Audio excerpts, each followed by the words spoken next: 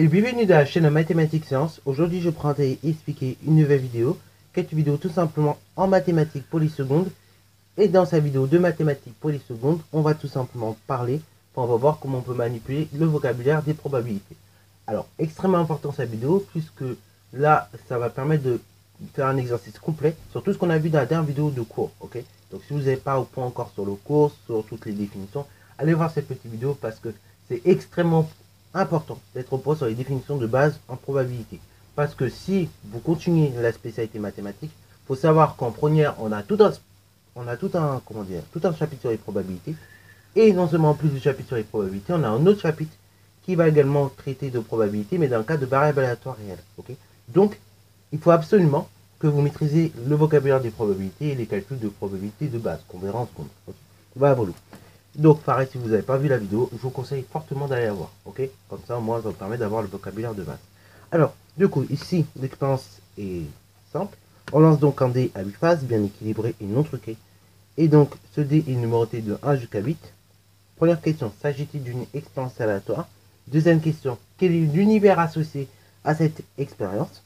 Troisième question, donc, tout simplement, donner la loi de probabilité associée donc à l'expérience. Et enfin, donc, quatrième question, est-ce que la loi est équiprobable? Donc là, je vous laisse mettre la vidéo en pause pour réaliser tranquillement l'exercice. Et ensuite, on va tout simplement corriger. Sur ce, donc, correction. Premièrement, donc, première question, la loi est-elle équiprobable? Enfin, est-ce que donc l'expérience, pardon, est aléatoire? Bah là, l'expérience telle qu'elle nous est décrite, bah c'est simple, on lance un dé, ok, bah vous voyez un dé, on le lance, ok, bah vous on le lance, et une fois qu'il est lancé, bah on observe le résultat, ok, bah vous. Et donc, là j'ai oublié de le dire, mais bien évidemment après on observe le résultat, ok, voilà vous. Donc on lance le dé à 8 faces, ok, voilà vous, et on observe après le résultat. Donc soit on peut avoir 1, soit on peut avoir 2, 3, 4, 5, 6, 7, jusqu'à 8, ok, bah vous. Donc en fait, on connaît les issues que l'on peut avoir, mais par contre, on ne sait pas exactement sur laquelle on peut tomber, ok, bravo. Ainsi donc, ça fait que nous sommes dans une expérience aléatoire. Voilà, du coup, on observe que dans cette expérience, on connaît toutes les issues, ok, on connaît les issues sur lesquelles on peut tomber, mais en revanche, on ne sait pas sur laquelle on tombe, ok, bravo. Ainsi donc, cette expérience est une expérience aléatoire, ok, donc on connaît les issues sur lesquelles on peut tomber, mais on ne sait pas sur laquelle on tombe, ok, bravo. Donc faites bien attention à une nuance dans la phrase. Hein.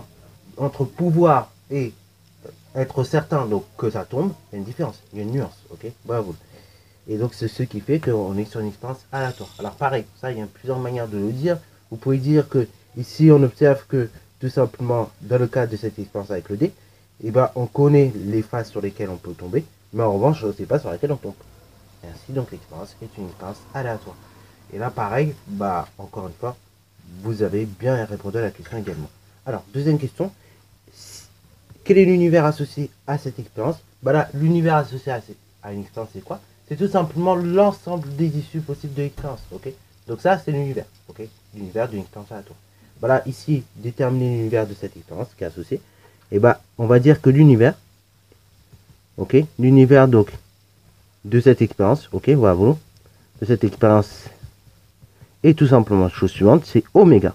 On note comme ça. Donc, et oméga, qui est égal, donc, on ouvre tout simplement l'accolade et on met toutes les issues. Donc, qui est égal entre accolades, donc 1, 2, 3, 4, 5, 6, 7 et 8. Et après, on ferme l'accolade. Donc, l'univers de cette expérience est tout simplement oméga, qui est égal donc à entre accolades 1, 2, 3, 4, 5, 6, 7, 8. En fait, c'est l'ensemble des issues, tout simplement, de l'expérience de l'univers. Troisième chose, donc donner la loi de probabilité associée à cette expérience aléatoire. Donc là, pareil, quand vous avez des choses comme ça à faire, et bah donner la loi de probabilité. Déjà, vous savez que vous avez un tableau à faire, ok? Bravo. Maintenant, dans un tableau, je mets quoi? Et ben, on va mettre deux choses. On va mettre les issues. Donc 1, 2, 3, 4, 5, 6, 7, 8, ok? Bravo. Et après, on détermine tout simplement quelle est la probabilité pour que bah, chacune des issues se fasse, ok? Donc, déjà, je vais tracer mon tableau avec l'issue et la probabilité. Alors, de maintenant la probabilité, bah là, ici, on nous dit que D est parfaitement équilibré, ce qui signifie donc que toutes les faces, techniquement, ont la même probabilité de tomber, à savoir donc 1 divisé par le nombre total de probabilités, à savoir donc 1/8. Alors, alors une probabilité, j'avais pas dit dans la vidéo de cours sur les probabilités. On avait dit que souvent on la donnait en écriture décimale, mais on peut également des fois la donner en écriture fractionnaire. Donc, soit vous mettez 1/8, ou soit vous mettez, donc là, en écriture décimale, ça fait 0,125. Donc, je répète, soit on met 1/8, ou soit on met 0,125. Donc là, pour aller plus vite, je vais mettre 1/8 tout simplement, pour pas vous compliquer la vie. Ok, donc 1 sur 8, 1 sur 8, 1 sur 8, 1 sur 8, et 1 sur 8. Et là, bah, si vous additionnez 8 fois 1/8, vous trouvez 1. Ok, bravo. Donc là, ici, question numéro 4. Est-ce que la loi est-elle équiprobable ou pas? Et bien là, la réponse est vite trouvée. Oui.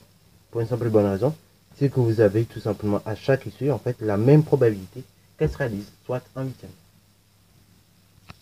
Voilà, donc comme on a dit que à chaque issue, en fait, la probabilité qu'elle s'effectue est la même, donc soit 1/8, et bien la loi est tout simplement équiprobable. Voilà, vous.